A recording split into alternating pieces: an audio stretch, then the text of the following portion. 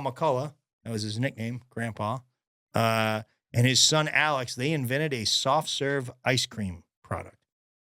And they convinced their buddy Sherb Noble.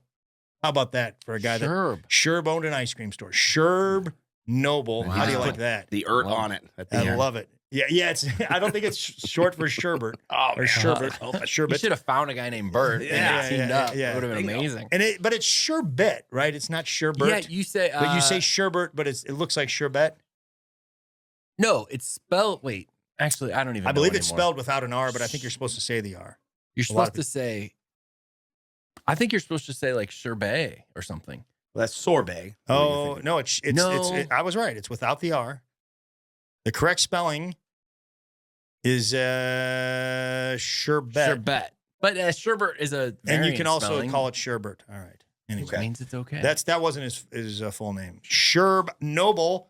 He had an ice cream store called Sherb's, I believe, something of that nature. And they convinced Sherb to sell their new thing at his ice cream store over there in Kankakee. And they sold 1,600 cones or cups within 2 hours. Pretty good beginning, right? Unbelievable. Yeah, it was a lot like the beginning of the Consumers, just like people loved it immediately. Boom. Yeah. Then they left. But no, and it went crazy. So 2 years later in Joliet, Illinois, Sherb opened the first Dairy Queen. Right there, huh? Yeah, right there in Joliet. Basically outside of Chicago. Yes, but pretty far outside of Chicago. Sure. Like Kankakee. Yeah. And I drove by it yesterday on the way home from Chicago. Yeah. But it's still there. Not the store. It's not in operation, but it is landmarked there. You can see where the first Dairy Queen was. There's a guy named Harry Oltz, Oltz, that designed the machine to dispense it. And apparently they found him in the newspaper and like the classifieds. Wow. He's like, hey, I got this machine that dispenses soft serve ice cream. Like, hey, let's take a look at that. Yeah. Because those 1,600, like when Sherb was first doing it, they were scooping that. They were scooping soft Scooping the soft stuff? Scooping soft stuff. Yeah, which is interesting. It really took off after the war. There were 100 in 1947, and in 1950 there were 1,446 Dairy Queens. All franchisees, I believe. It's a big franchise business. Thanks, Duncan. I read this thing where it was like there's a story. Yeah, that's right. Mm-hmm. There's a story behind the name. Big headline on one of the sites that I look at, Mental Floss, or Thrillist, places like that, Wikipedia. There's a story behind the name, and I was like, oh, let's get this story. And it says they call it Dairy Queen because it is a queen among dairy products. And I was like, that is not a great story. Wow. It's not a great story. Something that'll really stay with you. Yeah, the only thing. What do you think I think is great about that story? What do you think I think is wonderful about that story? It's one sentence. That's what I like about that story. You like a one sentence story? I love a one sentence story. I see what you're saying. Yeah.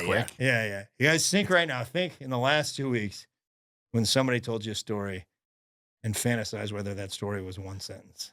Yeah. Right. It's rare. It happens, man. Yeah. And then some people, they can tell a good long story, but often some. Yeah. I was like, man, that would have been a great one sentence story. Yeah.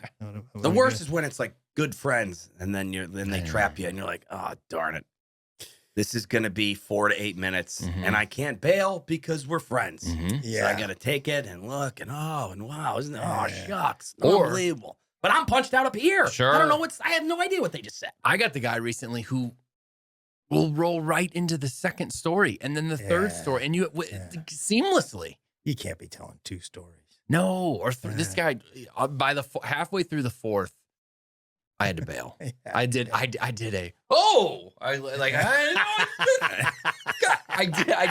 that move. Because it works. Because that happens to me in real life. Yeah. Bob Zaney. Well, if you couldn't tell, I looked at the time and was like, oh. Bob Zaney, comedian friend of mine, would do the fake phone call, but he'd do it without the phone. He'd be like, hold on, Greg, I got to take a call. I'd be like, Bob, you're just talking into your fingers. No, I can't. Pretty cool, man. Oh. Yeah. The thing I think though, man, good friend, you're right. Really good friend, like if it's one of you guys, Tim, that's a horrible story. Stop telling it. I think if the friend is good enough, yeah, you can just cut them off. But usually, if you're that close, it's like part of the reason you made it that close is because you probably can tell good stories. It's hard to have great. Like, I mean, think about your best friend. You're going to be like, they're my best friend and a horrible storyteller. That's never happened before. So, I don't. You have to enjoy their stories. Yeah, part of the initiation in a friendship. I guess. I mean, I think there's more to a person than their ability to tell stories.